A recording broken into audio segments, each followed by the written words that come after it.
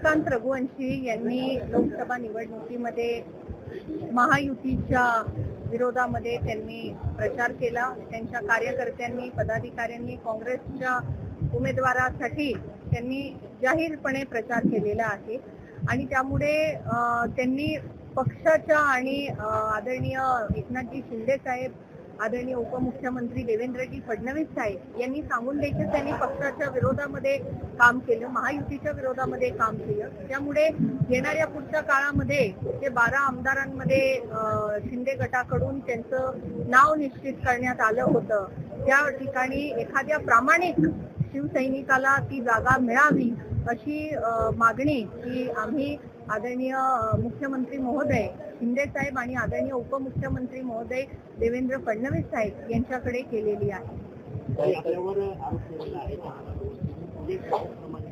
आपली ही डिग्री तपासावी की कुठल्या गोष्टीने आपण पाणी कमी झाल्याचा निष्कर्ष लावला। या ठिकाणी आपल्याला खास करून सांगू इच्छिते की माझी डिग्री त्यांना तपासायची असेल तर ते तपासू शकतात, कारण मी आजपर्यंत जेवढ्याही डिग्र्या मिळवल्या आहेत ते स्वतःच्या मेरिटवर मिळवलेले आहे। माझं शिक्षण नंदुरबारमध्ये झालंय। नंदुरबारच्या कुठल्याही शिक्षकाला, प्राध्यापकाला आपण विचारू शकतात की शालेय जीवनामध्ये माझं शालेय परफॉर्मन्स कसं होतं। नंदुरबार जिल्ह्यात 10वी मध्ये पहिल्या 3 क्रमांकांमध्ये मी होते। 12वीच्या परीक्षेमध्ये मी नाशिक विभागात प्रथम आली होती आणि त्या 12वीच्या माझ्या निकालानंतर चंद्रकांत रघुवंशी यांचे वडील कैलासवासी बटेसिंह रघुवंशीजी यांच्या हातून माझा सन्मान सुद्धा झालेला होता 12वीत मी नाशिक विभागामध्ये प्रथम आल्यानंतर। त्यामुळे माझ्या ज्या डिग्र्या आहे या त्यांना तपासायच्या असतील तर ते नक्कीच तपासू शकतात आणि मी तर मेरिटवर सगळं डिग्र्या मिळवल्या आहेत। परंतु या ठिकाणी त्यांचं जे अवैध बांधकाम फार्म हाऊसचं जे त्यांनी केलेलं आहे आणि ते फार्म हाऊस डुबाण क्षेत्रात आहे।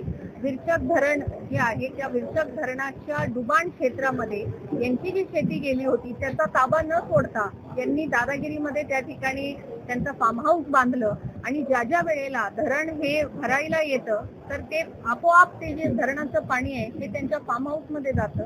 फार्म हाऊसमध्ये गेले की अधिकाऱ्यांवर दबाव टाकून ते धरणाचे दारं उघडायला लावतात आणि नंदुरबार शहरासाठी आणि नंदुरबारला लागून असलेले जे गावं आहेत यांचा पाणी पुरवठा या धरणावरून होत आहे।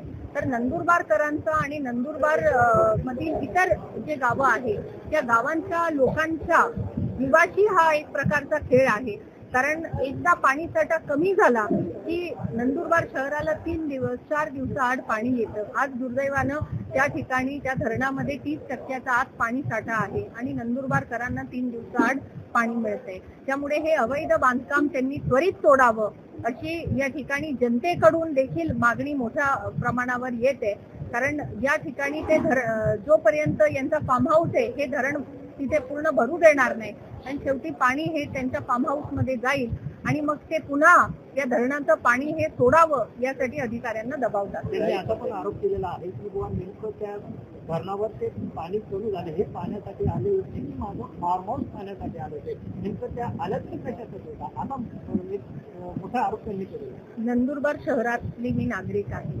नंदुरबारमध्ये 3 दिवसाआड पाणी येतं आणि ज्या ठिकाणहून हा पाणी पुरवठा होतोय त्या ठिकाणी धरण हे किती भरलं, कारण मागच्या काही वर्षांमध्ये नंदुरबार शहरात आणि परिसरामध्ये पाऊस खूप कमी झाला, पण सुदैवानं या वर्षी बऱ्यापैकी पाऊस हा नंदुरबार आणि आसपासच्या परिसरामध्ये झालेला आहे। त्यामुळे अजून नंदुरबारचा पाणीचा प्रश्न हा कितपत सुटेल हे पाहण्यासाठी ते धरण किती भरलंय हे पाहणी करण्यासाठी त्या ठिकाणी मी गेली होती, कारण शेवटी जर पाणी साठा कमी असेल तर आपोआपच पाणी प्रश्न हा दिवसेंदिवस बिकट होत जाणार आहे आणि त्यावर कुठल्या तरी उपाययोजना करणं ही काळाची गरज ठरणार आहे। त्यामुळे एक या भागाची नागरिक म्हणून मलाही या ठिकाणी आपल्या गावात होणारा पाणी पुरवठा जिथून होतो ते धरण पाहणी करायला मी गेली होती।